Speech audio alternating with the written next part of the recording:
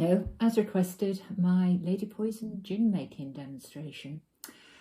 Making gin is a game of two halves. The first part is to soak the neutral spirit with a selection of various aromatics for 24-48 hours, and then to put it through a distillation process to remove all the plant matter and to extract the aromatics and the alcohol into a flavoured gin spirit. Gin obviously has a couple of essential ingredients. You can't really have gin without juniper berries. Juniper berries, not berries at all, and those aren't berries because those are sloes. Let's try again. Juniper berries are actually the cones from the juniper plant. So I'm going to put in those to start with. There they go. My next ingredient is gin can be a bit bitter and sugar doesn't survive the distillation process. So we need a sweetener of some sort. Normally it will be licorice or cassia bark. Cassia is often sold as cinnamon. I got this from the local supermarket. In that goes. I quite like a citrus tang to my gin, but the original Lady Poison that I made on the course I thought was a little bit too heavy on the grapefruit, so I've dialed that back a little bit. So in goes the grapefruit peel. Next crucial ingredient is coriander seed. This is found in nearly all gins, and even for people who don't like coriander, the flavour isn't like eating a herb at all, so it's fine if you don't like coriander, so that's going in as well. And the last of the basic gin ingredients is something called angelica root.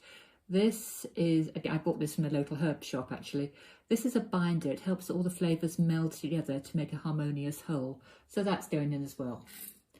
Right, if I was to add vodka to that now, let it steep, we would have a basic gin. But I want to add a few bits of flavour into mine, so I'm going to add the ingredients I added to the original one, which is ginger. That's grated with peel and all, didn't bother to peel it. Some sloes, they go in. I like it quite spicy, so I'm going to put some black pepper in. And the ingredient that I've been waiting for, because they weren't in flour, some elderflower. Now, the original recipe had about that of that, but it was be dried. So because I'm using fresh, I'm going to use 4 times that. 1, 2, 3, 4. And the same with the wormwood. This is from my garden. This I grew. It can be bought dried from herbalists, or you could substitute mugwort if you wanted to. But I had the wormwood, so the wormwood go in. Again, about 4 times what you would use for the dried one. And I'm using this as a basic measure, so my proportions are consistent. So let's carry on popping that in.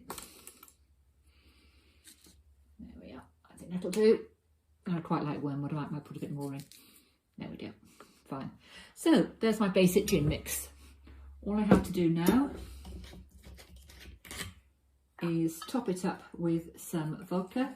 This is British vodka, English vodka, again from the local supermarket. And I want in total, when I finish, to be about 1.2 litres. So this is 1.2 litres, but I suspect I'm going to have to put some more in once I've strained out the herbs. Right, okay. Lid on. And a quick shake. And there we go. So that now has to stand and steep for 36 hours or so. See you later.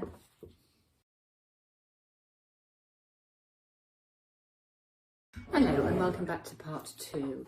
The gin has been, or the vodka has been infusing now for a couple of days, and it's time to filter off the plant matter and get it ready for the next stage, distillation. So I'm going to just strain out most of the plant matter. Doesn't have to be 100%, because anything I don't get out will be left in the bottom of the still. So let's just fill it out. I don't have a jug big enough I can balance the sieve on, hence this sort of two-part process going on here. But there we go. One. It does smell interesting. Right. And a bit more.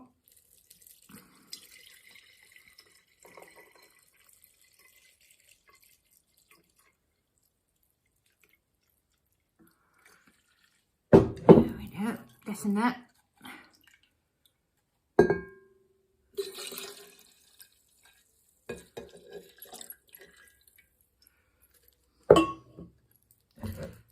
And a third and final one. I think that'll do it.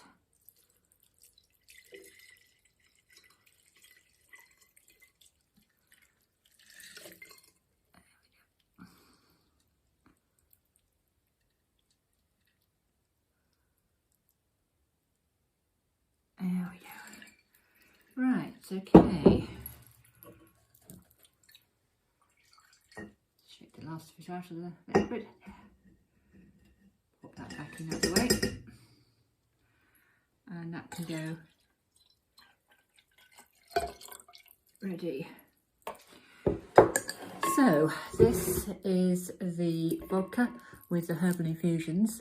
When it goes through the distillation process, the alcohol will boil off at about 80 degrees, leaving the water and all the other stuff behind. So the liquid that comes out from the distillation should be completely clear. This is my still. It's an alembic still, very, very easy to get hold of on the internet. It's made out of copper and it's tinned, and it is just literally a vessel like this. This is quite a small one. In fact, I may need to do this in 2 batches, so I don't think this will be quite big enough to take all the gin. But when I bought it, I was planning on making essential oils and floral waters with it rather than making my own gin. So that is it. On top of that, you pop this lid on. The water boils, the alcohol evaporates, comes up here along the tube and into the condensing unit, which is just again a copper cylinder with a tube in the middle, which the steam goes down. This is full of cold water, and as the steam goes through, it's condensed by the cold water, hence the condenser, and then it will quietly drip out of this little thing here.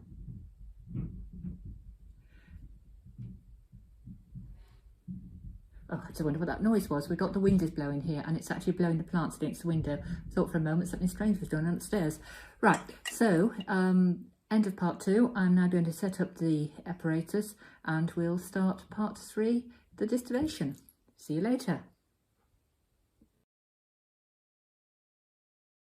Okay, and we are back. What you can see now is the apparatus has been running about 20-25 minutes. It's got up to speed, and the first drips of the distillate, I think you can see them coming through down the bottom there. I hope so anyway. Awkward camera angle. There we go. Now I've got the thing sat on a cheap hot plate, the sort they sell for bed sits and caravans and things like that. Nothing special at all, but it does have a quite good thermostatic control, so I can have this set at a fairly low temperature. What's happening is that the liquid in the pot is being heated, the steam is rising up along here, going through the condensing unit and dripping down into the pot here. And I'm aiming for about 370 millilitres when I'm done.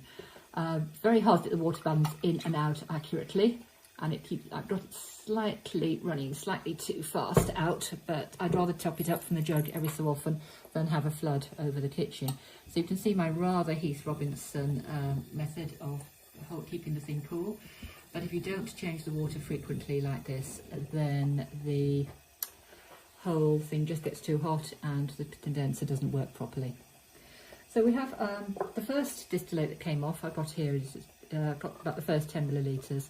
This contains the essential oils from the mix, which I don't want in my gin, very simply because if I add water to my gin, at this point it'll turn my gin cloudy, and I want a nice clear gin, like the proper grown-up gin. So this is normally just discarded, but I've kept it. I'm not entirely sure what I'm going to do with it, but I might find a use for that, so I'm just going to hang on to that. Regarding now the legalities of this, in Britain it is illegal to make your own alcohol from scratch without a distiller's licence, which is a whole lot of faffing around, expensive, and they don't give them out very, very likely. So I'm using here the 𝒂𝒃𝓬 duty paid, and in order to do this at home like this, provided it's my own consumption on the premises, then what I'm doing is perfectly legal. The Treasury are not losing out on any tax on it. However, if I wanted to take this away from the premises, give anybody a present of some Lady Poison Gin, then I would have to apply for what's known as a reticulator's licence. But that's free, apparently, and that's something I plan to do very shortly, so that will be good. I'll also be applying at the same time for a compounder's licence, which allows me to make flavoured infused gins and vodkas. I didn't realise until fairly recently that making your own homemade sloe gin and then giving it away is actually technically illegal. Not that anybody's ever going to catch you for that, but if I'm applying for the reticulator's licence, then I might as well apply for compounders at the same time. So we're going to be here about another 20-25 minutes, I think. It's not the world's fastest process, this. So see you later.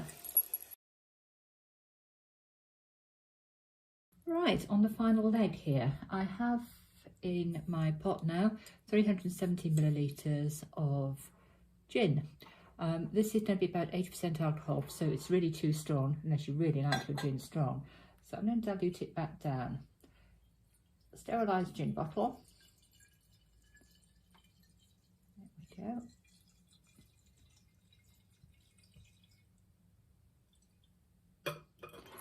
And I'm going to add about 400 millilitres of spring water.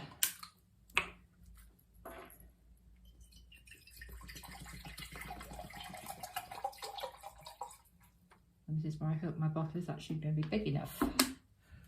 Right, there we go.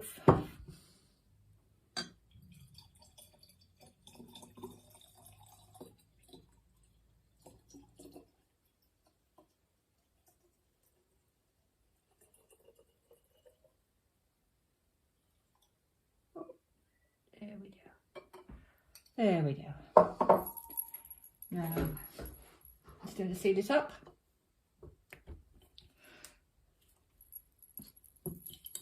And we have a bottle of Lady Poison Gin. What I'm going to do now is let this cool for a bit, because warm gin and tonic really isn't nice, and come back later for a bit of a taste test. Right, well, a couple of hours later, the gin's been in the fridge. Time to give it a taste test. It will be better in a couple of days when the flavours have had time to meld, but can't wait that long. So let's give it a go.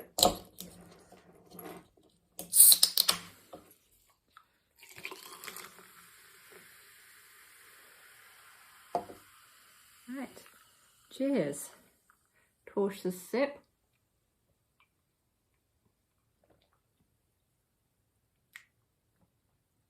Oh, that's really not bad. Cheers.